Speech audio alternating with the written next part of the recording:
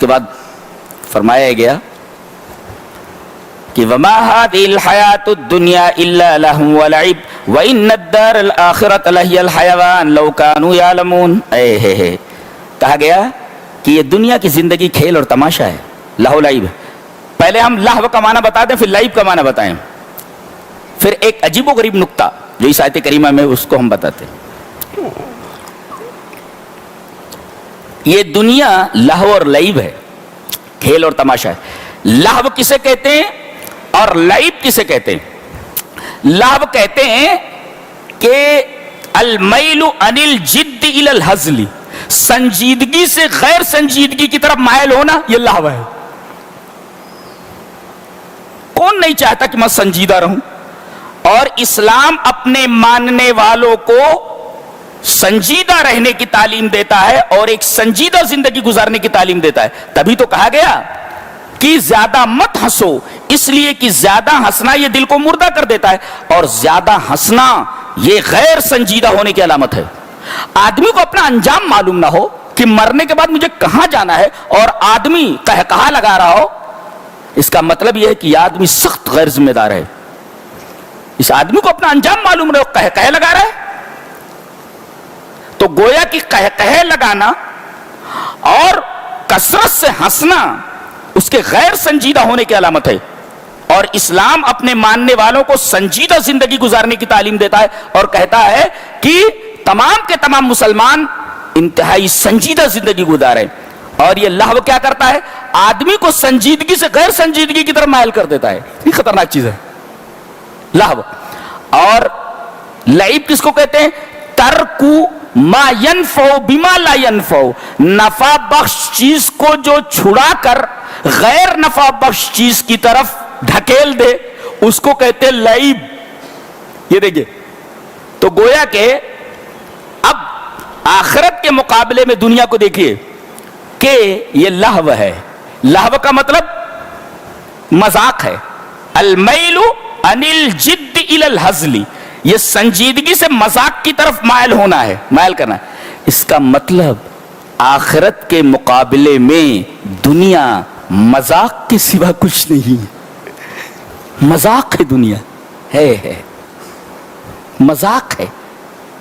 اور مذاق کیسا ہوتا ہے آپ کو معلوم ہے؟ مذاق کر رہا ہے, یعنی اس کی کوئی اہمیت نہیں ہوتی. تو آخرت کے مقابلے میں دنیا کی زندگی مذاق ہے, اور سنجیدگی کے مقابلے میں غیر سنجیدگی ہے. یعنی آخرت سنجیدہ اور دنیا غیر سنجیدہ.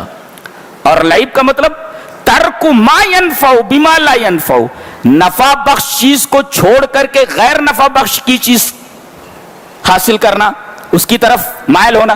اس کا مطلب دنیا کی زندگی آخرت کے مقابلے میں غیر نفع بخش ہے اور آخرت اس کے مقابلے میں نفع بخش ہے. اور ظاہر ہے کہ یہ کام بچے ہی کرتے ہیں, نفع بخش چیز کو چھوڑ کر کے غیر نفع بخش کی چیز کی طرف چلے جانا یہ بچوں کا کام ہے. اسی وجہ سے آپ نے دیکھا ہوگا کہ بچے ندی کے کنارے بیٹھ کر کے ریت کے گھروندے بناتے رہتے ہیں, اور جب کھیل سے اگتا جاتے ہیں تو اپنے گھروندے بگاڑ کر کے وہاں سے نکل جاتے ہیں. اس کے کہتے ہیں یہ کھیل رہے تھے.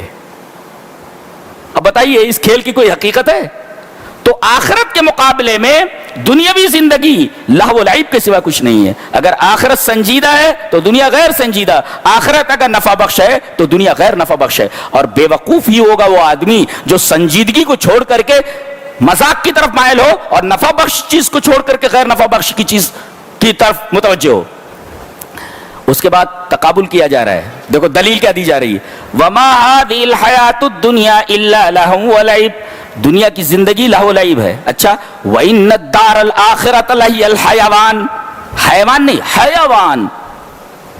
یہاں کہا کہ دنیا کے ساتھ حیات لایا گیا ہے اور آخرت کے ساتھ حیوان لایا گیا ہے. یہ دیکھیے دونوں کا معنی زندگی ہے. حیات معنی بھی زندگی اور حیوان کا مطلب بھی زندگی, لیکن دنیا کے ساتھ لفظ حیات لایا گیا ہے اور آخرت کے ساتھ حیوان لایا گیا ہے. دیکھ رہے ہیں آپ, وما هذه الحیات الدنیا, دنیا کے ساتھ حیات, وان الدار الاخرۃ لہی الحیوان, اور آخرت کے ساتھ حیوان. تو یہ حیات اور حیوان میں کیا فرق ہے؟ تو حیات کہتے ہیں ہی التی بعدہا موتن، ایسی زندگی جس کے بعد موت ہو، اسے حیات کہتے ہیں. اور حیوان کسے کہتے ہیں؟ کہ حیاتن لا موت فیہا، ایسی زندگی جس کے اندر موت ہی نہ ہو. تو بے وقوف آدمی ہی ہوگا جو ایسی زندگی جس کے بعد موت ہے اس میں مشغول ہو کر کے ایسی زندگی کو بھلا دے جس زندگی کے بعد موت ہی نہیں ہے، جس زندگی میں موت ہی نہیں ہے. زندگی مل گئی تو اب اس کے اندر موت آنے والی نہیں ہے. تو حیات اور حیوان کا تقابل یہ بتاتا ہے کہ دنیا کی زندگی آخرت کی زندگی کے مقابلے میں کھیل اور تماشا ہے، لہو لعب ہے. دنیا کی زندگی ایسی ہے کہ جس کے بعد موت ہے، اور آخرت کی زندگی ایسی ہے کہ اس میں موت ہی نہیں ہے. ایک دفعہ مل گئی تو مل گئی. کون نہیں چاہتا کہ ہمیشہ کی زندگی مجھے مل جائے، مجھے موت نہ آئے، اور کبھی بوڑھا نہ ہو آدمی، نوجوان ہمیشہ رہے، وہ نوجوان رہے، اس کی بیوی نوجوان رہے، نعمتیں کبھی ختم نہ ہوں. کون نہیں چاہتا؟ اور یہ جو زندگی ہے یہ 60-65 سال کے بعد ختم ہو جانے والی. 100 بہت کم لوگ کراس کر پا رہے ہیں اب جی. تو یہ 100 سالہ 60-70 سالہ زندگی کے اندر مشغول ہو کر کے ایسی زندگی کو چھوڑ دینا جس میں موت نہیں ہے، یہ وہی آدمی کر سکتا ہے جس کا دماغ خراب ہو، جس کا دماغ خراب ہو.